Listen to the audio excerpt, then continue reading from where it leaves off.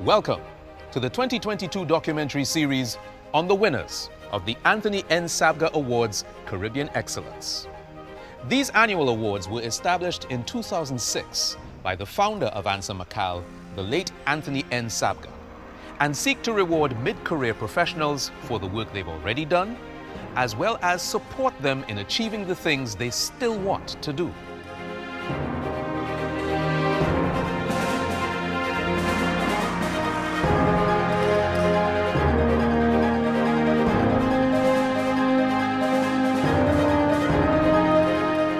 Since 2006, 44 Caribbean professionals have benefited in fields ranging from science and technology to arts and letters.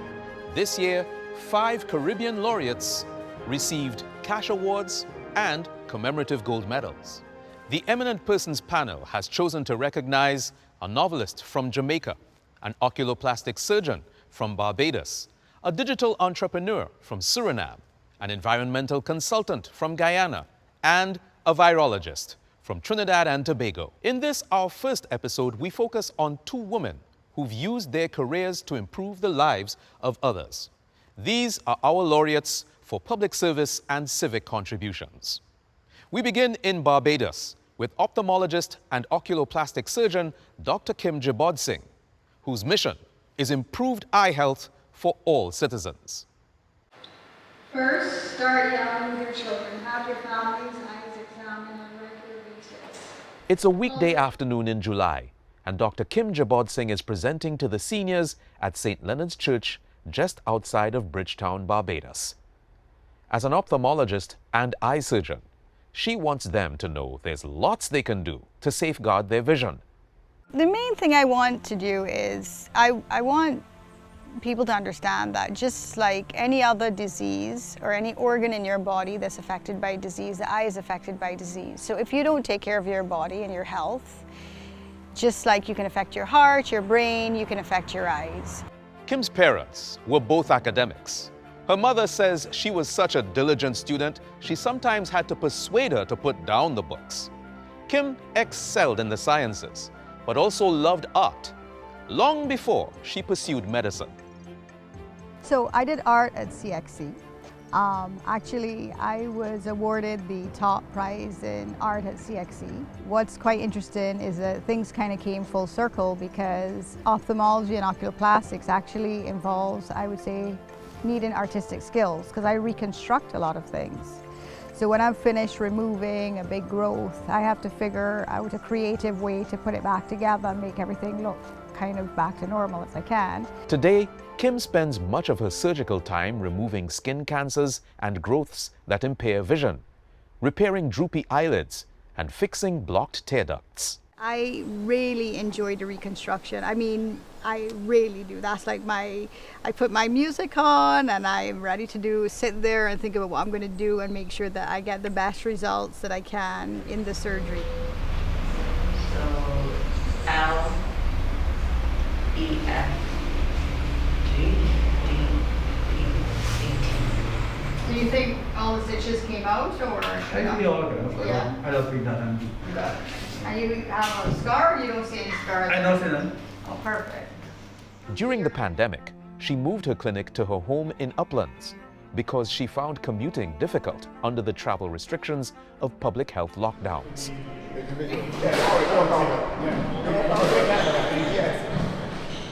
At the same time, she built a squash court next door to her home, in part for her twin sons who are both squash players, but also for all the players on the national junior team.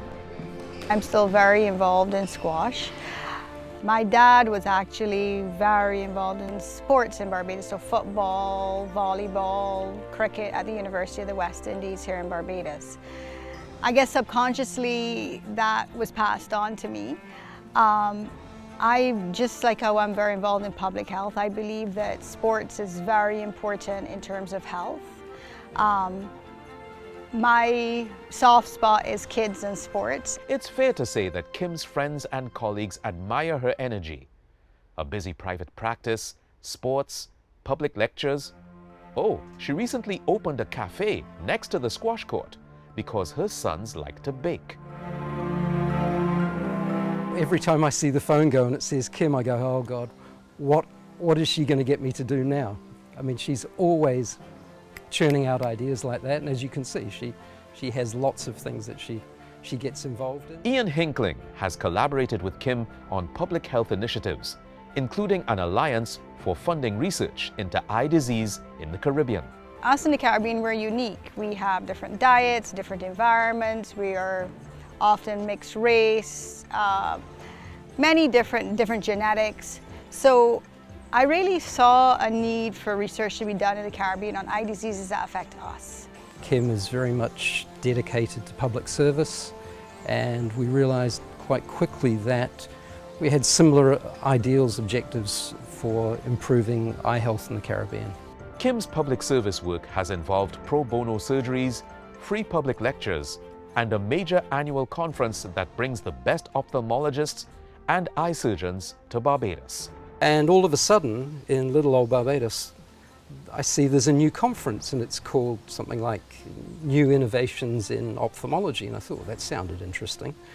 And it turned out, oh well, here she is, Kim again, with her energy, has decided to have a conference. I feel honored every year when she asks me to speak, because to me it means that I have met the grade, and I never think much about myself. So if every year I'm on the roster with, world expert A and B, I feel that at least I matter. It gives me the opportunity to bring people that I've met from all over the world to Barbados and give everybody here in Barbados and outside in the Caribbean, all the ophthalmologists, the nurses, the technicians, the medical students, everyone, give them the opportunity to be exposed to all of this expertise. And then there's her family. In 2006, Kim had a difficult pregnancy with her twins. She was still building hours as a medical resident. Somehow, with the help of her mom and her husband, Mark, she graduated on time and even walked away with a life lesson that informs her bedside manner today. To have twins, oh, that's exciting. But then you also have your residency, and then during my pregnancy it became complicated. So I was actually on bed rest for 9 weeks, and then they were born at 30 weeks, and they were in the neonatal intensive care unit for 8 weeks. So I mean, very, very challenging times, but every experience like that has a story or something for you to learn out of it. It made me, I would say, far more empathetic. It made me understand much more what it's like to be a patient. It made me recognize what it's like not to be in control, because you're not in control all the time. So just cover your left eye for me. Do you have glasses? Leave them on for me. Read the smallest you can see up there. Kim's education at UE Jamaica, then performing thousands of surgeries at hospitals in Detroit and Toronto, gave her the experience to work anywhere in the world she pleases. But she always intended to return home. I mean, I'm a Caribbean lady. My dad is from Trinidad, my mom is Barbadian, my grandfather is Guyanese, my husband is Jamaican. So I always knew I was going to come back to the Caribbean. It was just where, if we were going to go back to Jamaica or to Barbados. And well, in the end, we ended up coming to Barbados. Her first public service was performing pro bono surgeries in Jamaica's public hospitals. So I had a lot of exposure to medicine in Jamaica, the people in Jamaica, the needs in Jamaica. And there's no oculoplastic surgeons there. I knew that, it was an easy decision really, because you get large volumes of doing the same type of surgery. So I did, for example, ptosis surgery, which is where patients have a droopy eyelid. So that's common in kids. And too, cosmetically, for a child who has a droopy eyelid, they get mimicked at school. So you really want to everybody wants their kid to reach their potential. So for me, relieving the kids of that problem in something that, is quite simple actually, is, it gives you great satisfaction. Kim was recently asked to sit on a World Squash Federation committee to accredit protective squash eyewear, which she says is quite exciting. But it is her public service that continues to motivate her. Dr. Nigel Barker credits her resilience for her continued success. She's returned to an environment that she knew very little about, from what I can see, but was passionate about making a difference. and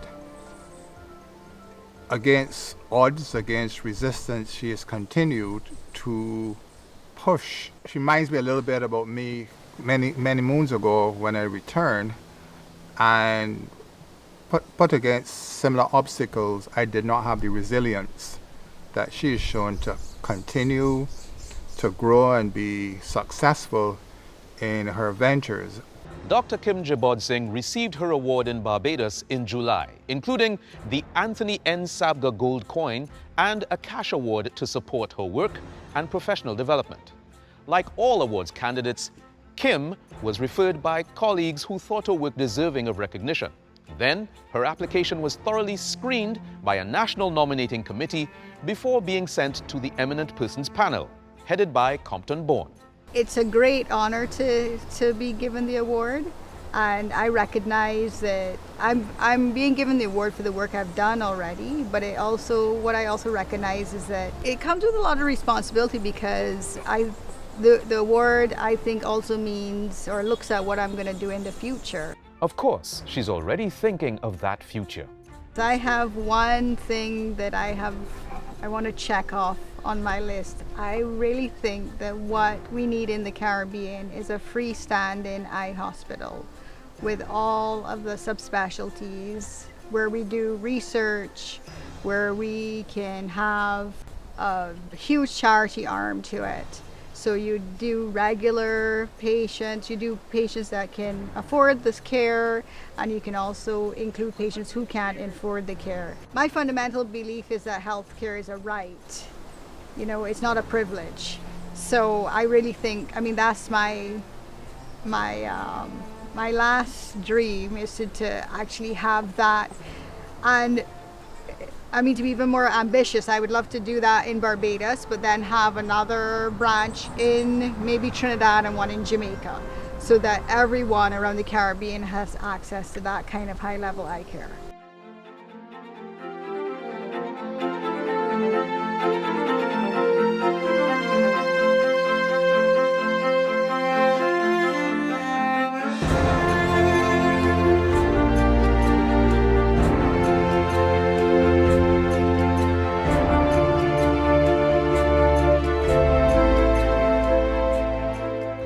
Looking at Dr. Jebodhsingh and the other laureates this year, I can see what my father, Dr. Anthony N. Sabga, for whom these awards are named after, admired most.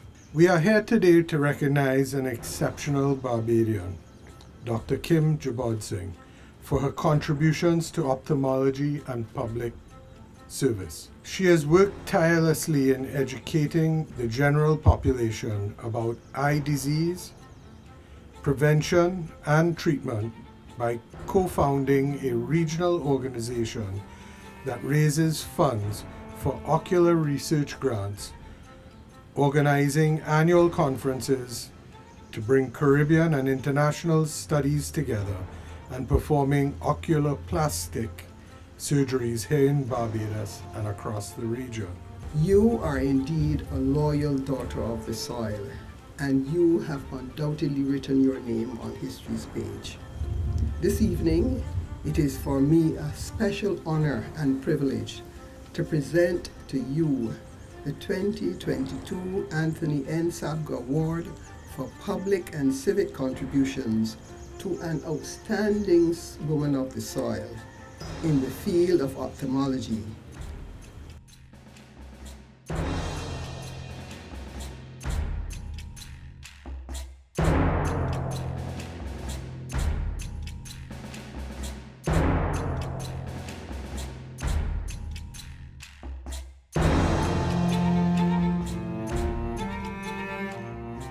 This award for me is such an honor to be recognized in such a prestigious way for work that I love to do.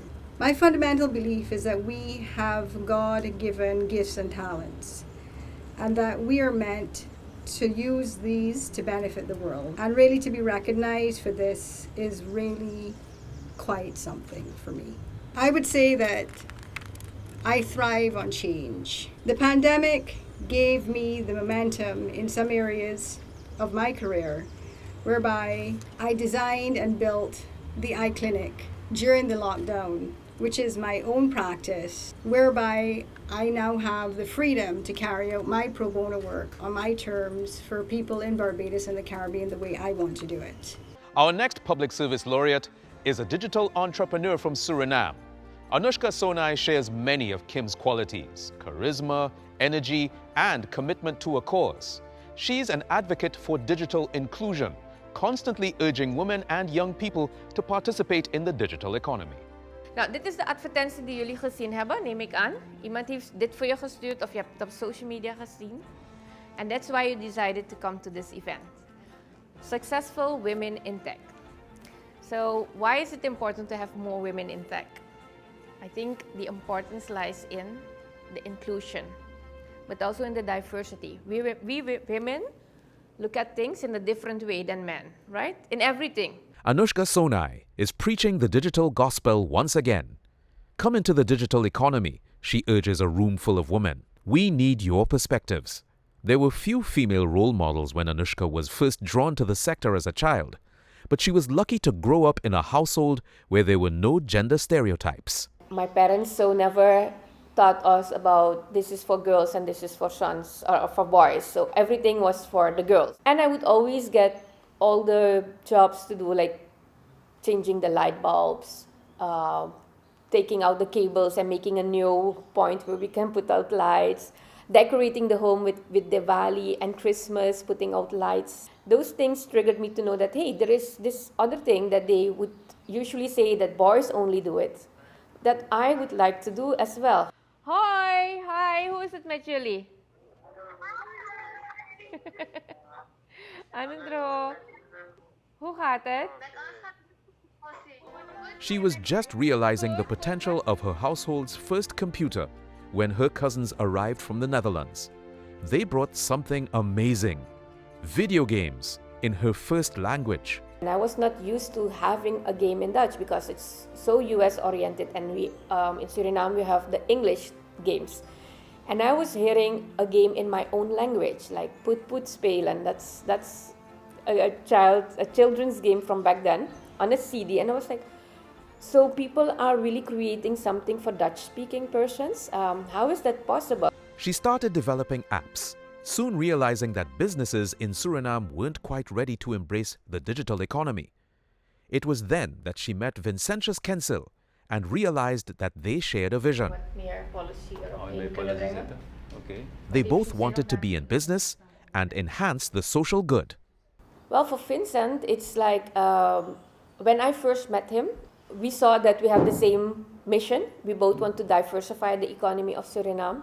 We had the same values, as in integrity, serving. It's very important for us to serve. I have learned that in my upbringing, and I don't know where he has it from, but he is also a servant leader, so that was a match. We believe that because if you want to do something, like we have a big ambition to diversify, let's say, our economy. And the belief is that that can happen with our human capital, our people. And if you want to empower people, then you have to believe in the people. In humanity is a big word, but you have to believe in yourself first and people. And I think Anuskha and I indeed share that same ambition, but also that belief. And this is an important basis to work together. The term social enterprise soon entered their conversation, and they formed the Creative Tech Hub and the Digital Talents Academy. Our focus is to educate women and youth free of charge, and businesses who are educating their personnel with us, they have to pay for it. So all the profits from there goes into the education of women and youth. And when he saw that concept, he was like, wow, I'm totally in for this and I'll follow your compass. That idea of doing good is at the core of their business. Profit-driven, but also aiming to diversify Suriname's economy by recruiting for the digital economy.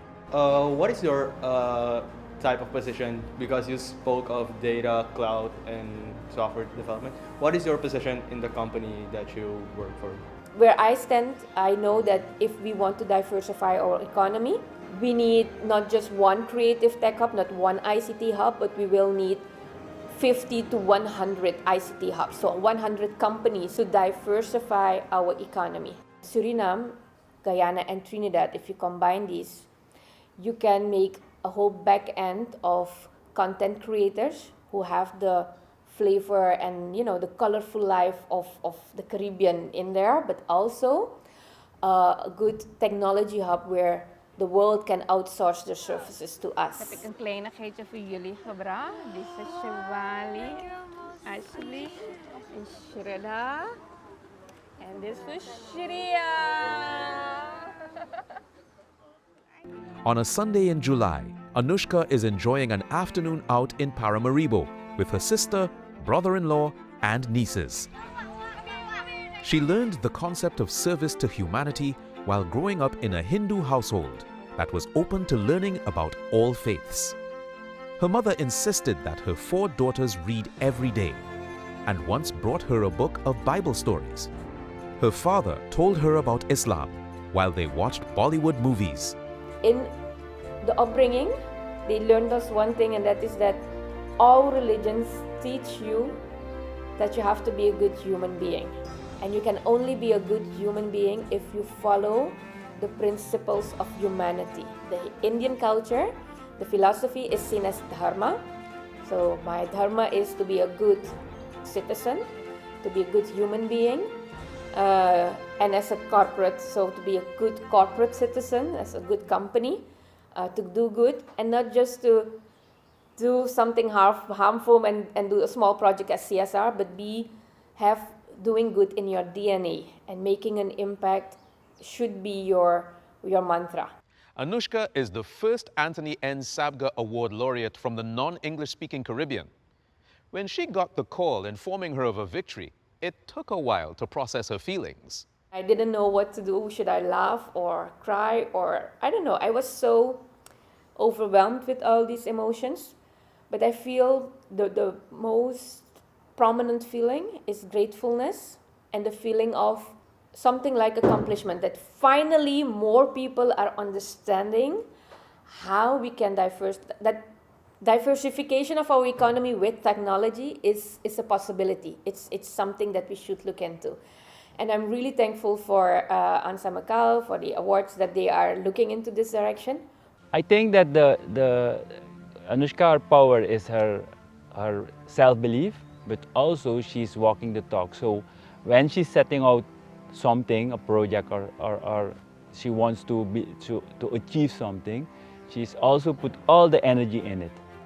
And I think that's a very positive thing that we can learn. En dan stretch je. Hou op je knieën staan en stretch zo lang alsof je bijna het plafond I think this award, it's bigger than me, it's bigger than my company, it's bigger than Suriname, Guyana, and Trinidad. It's for the Caribbean. It's the acknowledgement that the Caribbean is making of and saying that we are here and we can be the technology hub for the world. Anushka acknowledges that there's still work to be done to even the gender balance in the tech sector. We have a large group of youngsters who want to do something in ICT, but if you look at the numbers, you will see that only 20% of those are women. So 80% are men. That's in schools. In business, I'm also in many business organizations. I can tell you that, yes, there are more women around the table, but at the head of the tables and in the boardrooms, you still have a lot of males and not enough women who are deciding on what is the strategy for development.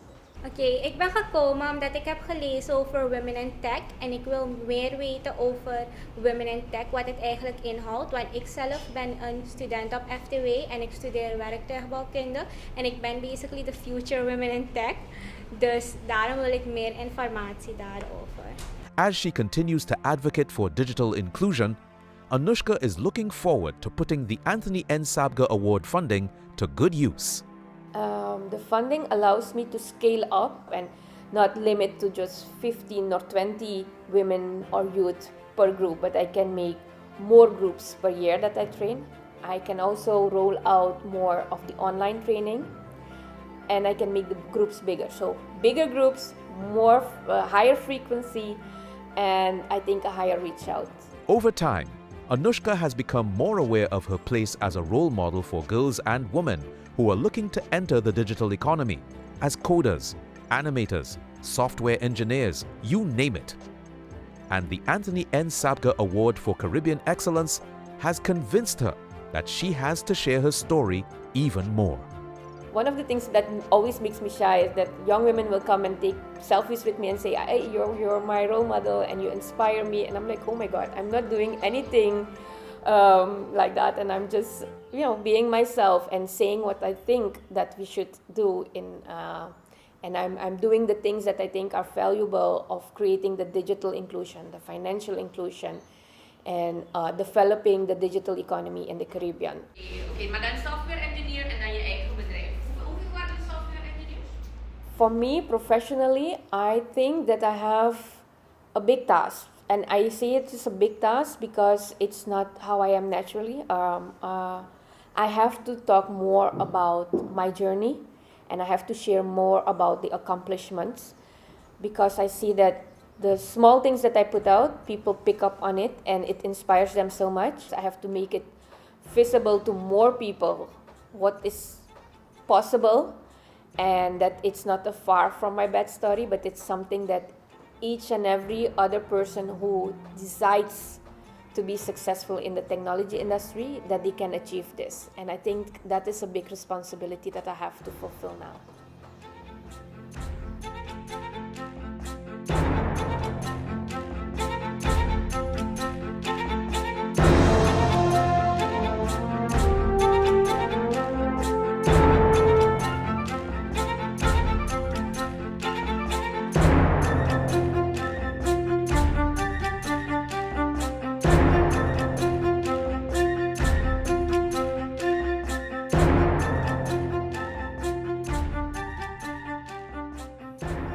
Our other awardee, Miss Anuskha Sonai, laureate in Public and Civic Contributions, is the first to be honored from Suriname. Miss Sonai is an information and communication technology entrepreneur who has incorporated social initiatives into the heart of her business. Her group of companies, Creative Tech Hub Caribbean, and I hope I got that right, comprises of 5 commercial and artistic companies that train young people and women in the use of internet and IT to create businesses, find employment, and improve their livelihoods. It's very special for me to be here and to be nominated amongst people like Mr. Sham Nokta, Dr. Kim Jebodhsingh, and all the other laureates, because I'm the first from Suriname. I'm not the first child, but I still know what the pressure is to be the first child, as my older sister's always complaining about how, as the first, she had this big responsibility. So I take this responsibility very serious. And what I want to share with you is what today is not about. No, you're too young. No, nobody is doing this. No, I don't know of any other women who's doing that. I don't see this happening in the near future. Many no's, but today isn't about those no's, the doubts and the disbeliefs that I have on my whole journey while becoming a laureate of the Anthony Sabga Award. I did not even know that that was a possibility to me because I missed in my whole journey to have role models and people like myself, and to see that someone who is from my background, my country, my same, let's say, environment, be as successful as this platform is making me today. Anuskha Sonai and Dr. Kim Jebodhsingh accepted their Anthony N. Sabga Awards Caribbean Excellence in separate ceremonies. Kim accepted her award in Barbados, and Anuskha received hers in Guyana, along with fellow laureate Sham Nokta of Guyana. You'll hear Sham's story and get a chance to see the magnificent Kaieteur Falls in our next episode of this series.